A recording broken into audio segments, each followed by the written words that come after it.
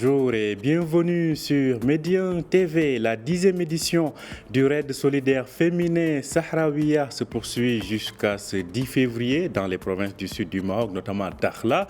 Des dizaines de participantes venues de plusieurs pays y mettent à épreuve leur capacité et talent sportif. C'est le cas de la nageuse française Malia Metella, vice-championne olympique de natation également, vice-championne du monde et 5 fois championne d'Europe. Malia Metella, que nous avons le plaisir de recevoir ce matin pour parler de son expérience dans cette compétition. Bonjour à vous, Malia Metella. Bonjour, enchantée. Ravi de vous avoir avec nous. Alors, tout d'abord, quelles sont vos sensations, hein, si on ose dire, avec cette 10e édition du Raid Sahraouia qui se tient donc, je le rappelle, depuis le 4 février?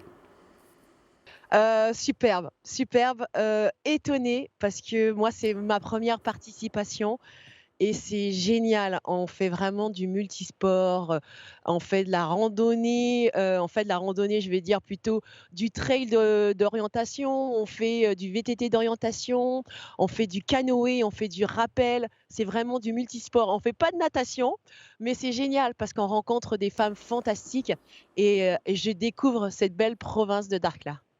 Alors justement, on parlera de cette belle ville de Dakhla, bien évidemment. Alors, mais restons sur le plan sportif. Hein, vous êtes nageuse, hein, je le rappelle, comme je l'ai dit, vous êtes donc vice-championne olympique, entre autres titres, hein, que vous avez à travers lesquels on vous reconnaît bien évidemment. Alors, mais cela dit, par rapport aux épreuves qui sont loin de la natation, alors comment jugez-vous le niveau? Oh! Très haut! Franchement, j'ai l'impression de me retrouver au jeu, donc pour moi, ça fait bizarre parce que, c'est vrai que cette année, les épreuves et le parcours a été beaucoup plus dur que l'an dernier. Me racontaient les autres participantes qui sont déjà revenues et franchement, le niveau est très, très haut. Il faut vraiment se préparer physiquement et mentalement.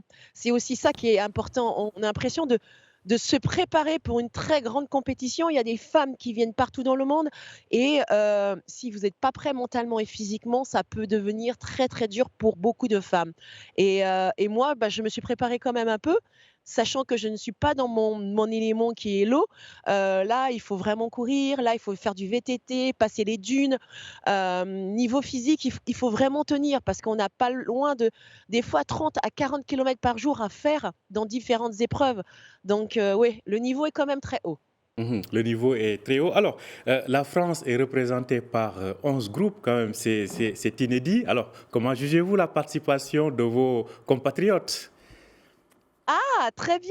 Mais franchement, il y en a beaucoup qui se sont très, très bien préparées. Il y en a que ça fait 1 an, elles se préparent, vraiment physiquement. Elles ont pris des coachs spécialement pour se préparer à ça.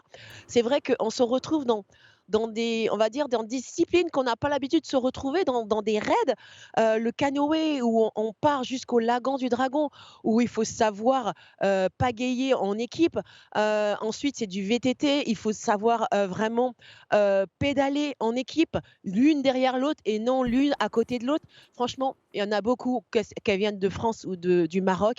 Elles sont très bien préparées et ça, c'est fantastique parce que tout le monde s'entraide. C'est aussi ça, la Sahraouia. Tout le monde s'entraide, que les plus fortes aident celles qui sont un peu plus faibles, qui ont beaucoup moins de force et qui mettent beaucoup plus de temps à finir une journée et c'est aussi ça, la magie de la Sahraouia. Alors, on sait que, on rappelle que donc, en dehors des participantes du Maroc et de la France, il y a d'autres pays, notamment africains, qui participent, dont des étudiants de l'Agence marocaine de la coopération internationale qui sont venus du Rwanda, du Ghana, du Madagascar ou encore du Cap-Vert. Alors, la ville de Dakhla, peut-être que vous découvrez alors, qui est une des destinations mondiales pour les surfeurs et kitesurfers. Alors, quel potentiel en termes de rayonnement sportif découvrez-vous à Dakhla? Waouh! Alors franchement, Dakhla, ça a plusieurs paysages. On a commencé à connaître, par rapport aux dunes, ça a été magnifique, les dunes de sable, les dunes rocheuses. Là, on s'est rapproché de la mer, on a la partie lagon, on a la partie atlantique et c'est vrai qu'on peut faire plein d'activités à Dakhla. On voit, il y en a vu les kitesurfers, on a vu ceux qui font de la voile, on a vu ceux qui font du paddle, on a vu de l'autre côté la partie atlantique, on a vu ceux qui faisaient du surf. Franchement, c'est magique. Dans la même province, tu peux faire plein d'activités et plein de paysages à la fois. Moi, je trouve ça fantastique. J'ai des copines qui sont venues avec moi et m'ont dit: «Mais moi, je reviendrai avec mes enfants parce que franchement, c'est quelque chose à découvrir et il y a plein de choses à faire pour les enfants et en famille». En tout cas, je pense que c'est important en termes de rayonnement, notamment sur le plan touristique. Alors, cela dit, vous êtes une championne d'Europe hein, en termes, dans votre discipline.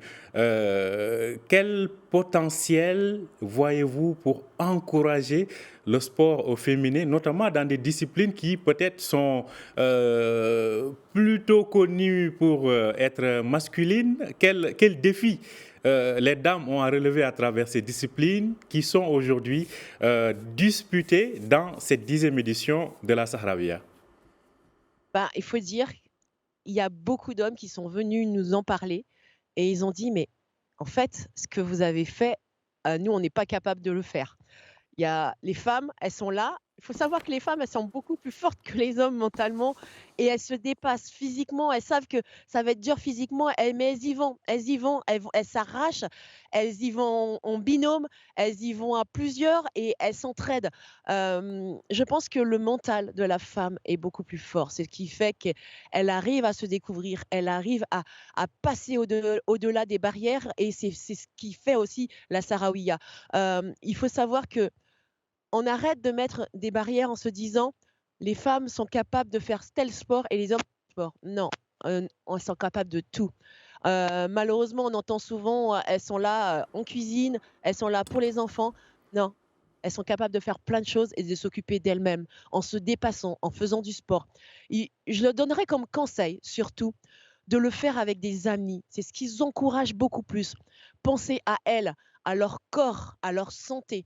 Il y a des jeunes filles, justement, vous en parlez de l'agence, heu, elles ont leur famille, des personnes de leur famille qui sont très malades et elles ont dit que le sport leur a permis de plus penser à ce côté de: «Je vais tomber malade moi aussi, je veux me faire du bien». Elle est là pour se faire du bien, elle est là pour se dépasser, elle est là pour faire en sorte que la maladie ne la touche pas. Il y en a certaines qui sont venues dans les éditions précédentes parce qu'elles étaient malades et elles se sont dit: La Sararia va m'aider». Elles ont créé des associations grâce à ça. Heu, Franchement, le sport vous aide physiquement, mentalement et vous allez vous trouver totalement changée. Vous allez devenir une femme épanouie. N'hésitez pas, quel que soit le sport, juste un peu de marche, entre amis, en famille, juste ça, ça va vous faire du bien. En tout cas, on vous sent extrêmement motivé et j'imagine que la température donc de Dakhla aussi y aide parce que je rappelle que Dakhla est situé à quelques kilomètres donc des tropiques du Cancer, ce qui fait que la météo y est assez particulière.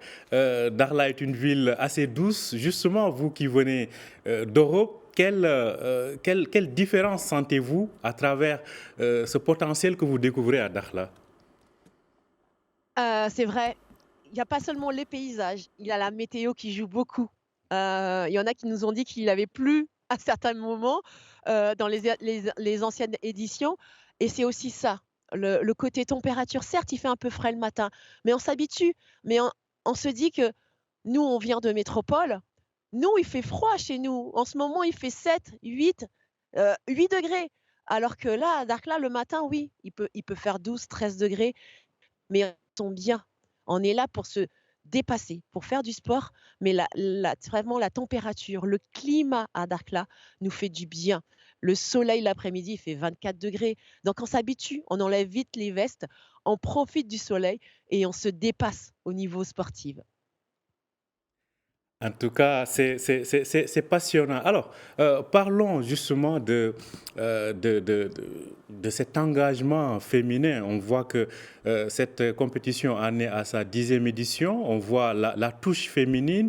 Vous aussi, vous êtes active dans le monde associatif.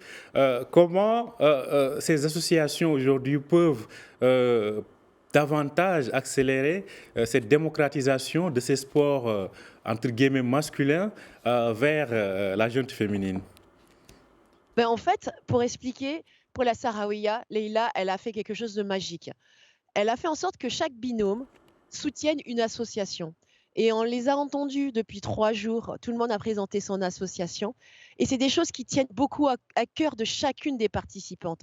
Elles n'ont pas seulement créé certaines associations, il y en a certaines qui ont soutenu ces associations parce que ça leur parle et ça leur donne envie de se dépasser. Elles viennent aussi pour récolter des fonds des fois, pour pouvoir soutenir ces associations. Donc chacun peut faire du sport pour soutenir des associations qui leur tiennent à cœur. Personnellement, le côté familial, se dire que ben, je me dépense, je fais du sport, je fais quelque chose de bien pour moi, mais je fais quelque chose de bien pour les autres, pour les enfants, parce qu'il y a aussi pour SOS Village, il y a SOS Village qui va construire un village pour les enfants à Dakhla. Et ça aussi, c'est magnifique, se dire que on est certes toutes là pour pouvoir soutenir des associations, mais on sait qu'il y aura un village qui va être construit ici à Dakhla. Les enfants vont pouvoir soutenir, ils vont pouvoir vivre normalement, être accompagnés, faire du sport, être instruits, aller à l'école. Et tout ça, ça nous fait plaisir. Moi, en tant que championne, ça me tient beaucoup à cœur parce que c'est vrai, j'ai beaucoup soutenu des associations pendant toute ma carrière. Et pour moi, c'était surtout de pouvoir aider ces jeunes qui malheureusement commencent leur vie en n'ayant pas les moyens, en n'ayant pas cette chance d'aller faire des études. Et bien justement, là, en faisant du sport, on les aide et on les soutient à fond. Et donc c'est Mhm. pour ça qu'avec la Savoia, pour moi, je dis vraiment, venez vous inscrire, venez participer parce que c'est une bonne cause. Vous allez vous faire du bien, vous allez aussi faire une sorte de solidarité pour tout le monde, pour les jeunes, pour les enfants qui ont besoin pour pouvoir être instruits et pouvoir faire du sport et se dépasser. Mhm. En tout cas, c'est important. Alors, qui parle des provinces du sud du Maroc, qui parle de cette région Dakhla, Ouad Dahab, Laayoune, entre autres, hein? Guelmim parle du Sahara marocain, du sud et du patrimoine de la culture hassani. En termes de découverte de culture, qu'est-ce qui vous a impressionné sur place par rapport aux cultures locales? Alors moi, ça m'impressionne pas. Parce qu'il faut savoir que je suis aussi marocaine, ma mère est marocaine, donc j'ai un peu la double culture, j'ai grandi dans la double culture et depuis que je suis bébé, je viens au Maroc tous les 2 ans. Donc je connais, j'ai grandi dans cette culture marocaine. J'ai eu cette chance, de manger aussi que ce soit le couscous, le tagine, tous les gâteaux marocains à la maison parce que j'ai eu cette chance que j'ai grandi dedans. Et j'ai grandi dans une culture créole, à le côté de mon père et ça a été magique. Donc pour moi, ça m'étonne pas, mais c'est génial de pouvoir le partager. Heu, c'est une richesse. Moi, je dis toujours, j'ai grandi dans une richesse et je me suis rendu compte beaucoup plus tard quand j'ai grandi, que je grandissais en ayant une richesse d'avoir cette double culture marocaine et créole et le fait d'être à Dakhla, de découvrir de nouvelles provinces. J'ai fait certes Casa, j'ai fait Marrakech, j'ai fait Merzouga, j'ai fait Rachidia, certes, mais je trouve que le Maroc a tellement de choses magnifiques à nous faire découvrir que de venir à chaque fois, je découvre de plus belles choses à chaque fois et c'est ce qui est magnifique dans le Maroc. C'est souvent il y en a beaucoup qui viennent toujours dans la même province et il y en a d'autres qui se disent: «Moi, je veux découvrir le Maroc comme j'ai découvert la France». Et le fait de découvrir la France ou le Maroc par rapport à son patrimoine, par rapport à sa gastronomie, par rapport à sa population, par rapport à ses découvertes de paysages, tout ça, ça fait en sorte que on s'enrichit personnellement et on s'enrichit pour la famille et c'est ce qui fait aussi la richesse aussi au Maroc de pouvoir le partager et pour ça, il y a pas de secret, il faut vraiment venir pour pouvoir le découvrir. En tout cas, c'est très important et j'imagine que cette redécouverte par rapport à vous est une belle découverte pour les autres athlètes qui participent donc à cette 10e édition. Alors, on a les Jeux olympiques de Paris qui se profilent à l'horizon. Alors, tout ça, dans ce contexte, comment voyez-vous ces perspectives s'approcher? Très bien. C'est vrai qu'on en a beaucoup entendu parler. Il faut savoir, à chaque olympiade, il y a toujours un peu les petites histoires, les petits quick, comme on dit et moi, j'ai hâte. J'ai vraiment hâte parce que c'est vrai, c'est à Paris, c'est là où, presque vécu le plus longtemps que Guyane, mais j'ai hâte parce que ça va être en France. Ça pas seulement, on va dire Paris, mais ça touche toute la France. Le parcours de la flamme va vraiment toucher partout. Les outre-mer, elle va passer à Tahiti. En plus, il y a le surf à Tahiti. Donc ça se la programmation, elle est en cours, ça se passe bien. Je pense que l'organisation se passe pas mal. On attend avec impatience, les gens du monde entier pour venir voir, pour venir encourager, leur délégation et que les Français, les Marocaines, les Marocains viennent encourager, leurs athlètes. Donc oui, on a vraiment hâte que ça puisse commencer parce que c'est une grande fête. Nous, les sportifs, on attend ça tous les 4 ans pour que cette flamme, elle se rallume, que cette énergie du public nous transporte, nous fasse monter sur des podiums. Moi, je l'ai connu, j'ai fait 2 fois les Jeux olympiques, donc pour moi, ça a toujours été quelque chose de magique de voir les enfants dans le public, les parents avec des étoiles dans les yeux parce qu'ils voient les champions devant eux. Ils les encouragent, même s'ils les connaissent pas, mais ils les encouragent parce qu'ils adorent ce champion. Ils partagent les mêmes valeurs que ce champion et c'est ce qui fait aussi la magie du sport. Les Jeux olympiques, c'est aussi ça. Nous aimons le sport, nous aimons que ces champions nous transportent, nous permettent d'oublier tout ce qu'on vit au quotidien et c'est aussi ça la magie des Jeux. On dit qu'à chaque fois qu'elles se rallument, les Jeux transportent le public, c'est sportif et ça, c'est vrai. Mhm. Et c'est magique, bien évidemment. Alors, une dernière question, une sorte de carte postale que vous pouvez envoyer au monde entier par rapport à ces provinces du sud du Maroc. La carte postale, c'est forcément la carte postale du Maroc. Je dirais qu'elle est multiple par son paysage, par sa gastronomie, par sa population. Toujours aussi accueillante. Pour moi, c'est toujours un plaisir. Je dis souvent que à chaque fois que je rentre, que ce soit dans un pays, dans une région que je découvre ou que je retourne, ben, elle a une odeur. Et c'est pareil au Maroc. Elle a une odeur, elle a un goût. Et ça, venez la découvrir parce que Dakhla va vous réserver pas mal de surprises. De belles surprises. Donc, merci à vous, Malia Merci. Metella. Je rappelle que vous participez donc à cette 10e édition donc, du Raid féminin Sahraouia qui a démarré le 4 février et qui se termine donc ce 10 février, donc ce dimanche prochain, à Dakhla. Merci d'avoir accepté notre invitation. Merci à vous. Merci encore. Et bonne suite de compétition. Merci à vous aussi de nous avoir suivis. Je rappelle que vous pouvez retrouver cet entretien sur notre site www.medianews.com. Bonne journée et bonne suite de programme sur Média TV.